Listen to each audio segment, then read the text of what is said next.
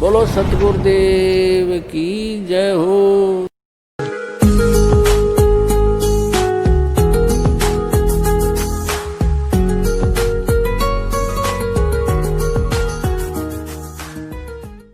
परमात्मा कहते हैं धर्म तो दसके नहीं ये दसके तीनों लोग, खैरायत में खैर है भाई कीजिए आत्मपोख।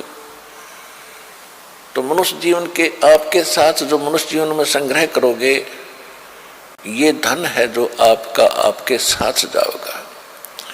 कबीर सब जग निर्धना धनवंता ना कोई, धनवंता सो जानियो जिस पर राम नाम धन होवे। कि सारा संसार निर्धन है, जिसके पास सत्य भक्ति जो राम का नाम का धन है, यानी सच्चे मंत्रों की कमाई जो है राम नाम का धन होता है, वो एक धनवान है। बाकी संसारिक संपत्ति भौतिक जिसके पास संपत्ति है उसको अध्यात्म मार्ग में धनी नहीं माना जाता। फिर क्या बताते हैं कबीर, राम रटत निर्धन भलो और टूटी घर की छान है, वो सुंदर महल किस काम के जहां भक्ति नहीं भगवान।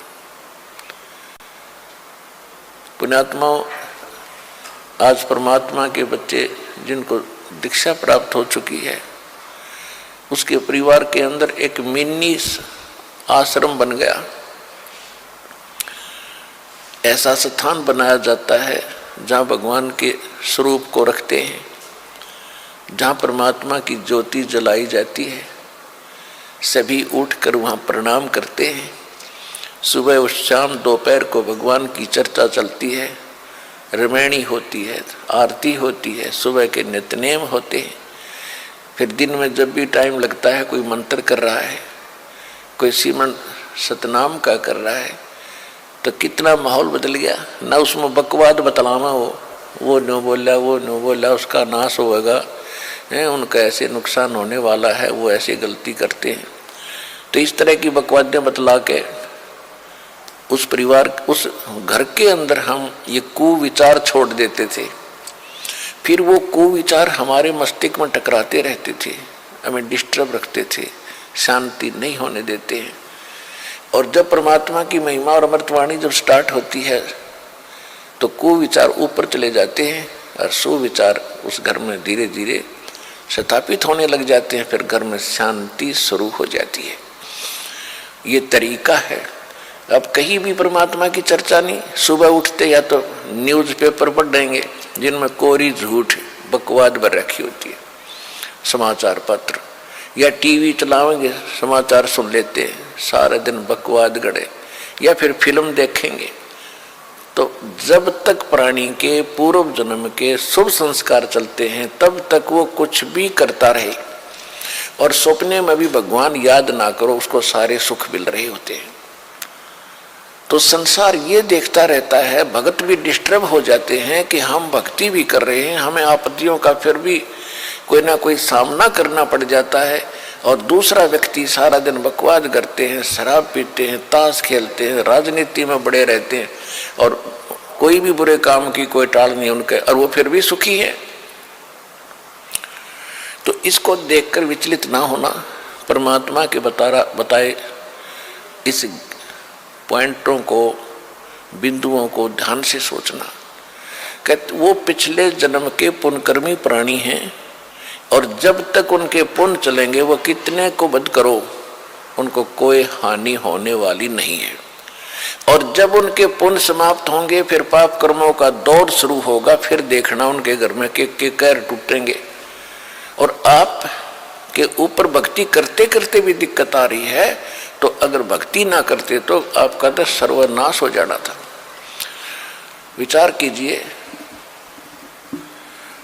जैसे आप जी ने सर्दी के मौसम में कंबल ले रखा है या स्वेटर पहन रखी है और सर्दी फिर भी लग रही है, तो ये ना सोचना कि आप उस स्वेटर ने आपका बचाव नहीं कर रखा। अब जैसे यहाँ भक्त कई कहते हैं जी हमने पाठ भी करवा लिया, जोत भी बोल दी, चौथी हाजरी भी लग गई, अभी तक हमें कोई विशेष लाभ नहीं हो पा रहा। ये तो हो ही नहीं सकता कि जब आप इतना कर्म कर रहे हो भक्ति का तो कोई लाभ ना हो। ये तो आपकी अनजान सोच है, बालक बुद्धि है। अब जैसे सर्दी का मौसम है, किसी ने स्वेटर पहन ली और फिर भी उसको सर्दी लग रही है, तो ये ना सोचना कि स्वेटर ने अपना काम ना कर रखा। स्वेटर अपना काम कर रही है, लेकिन सर्दी अधिक है तो उसके लिए जर्सी और पहन ले ऊपर के, और उसके बाद भी सर्दी महसूस हो रही है तो कंबल ओढ़ ले। यानी ये नहीं है कि ये कहना कि मैंने जर्सी भी पहन ली फिर भी सर्दी का लग रही हाथ पैरों को,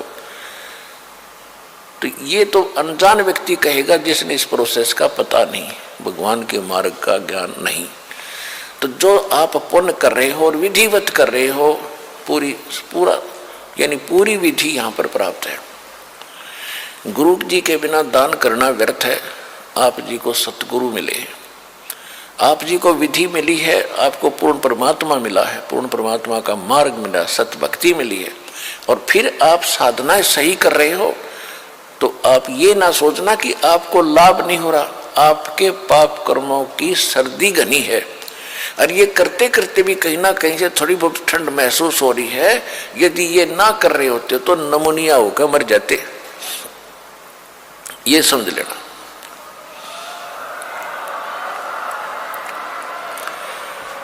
तो इस तरह आप जी ने अपने इस भक्ति सफर को डिस्टर्ब नहीं होने देना, जो मार्ग बता दिया इस पर चलते रहना, घर पहुंच जाओगे, सारे सुख होंगे, यानी अपने सतलोक चले जाओगे और यहाँ भी राहत बहुत मिलेगी।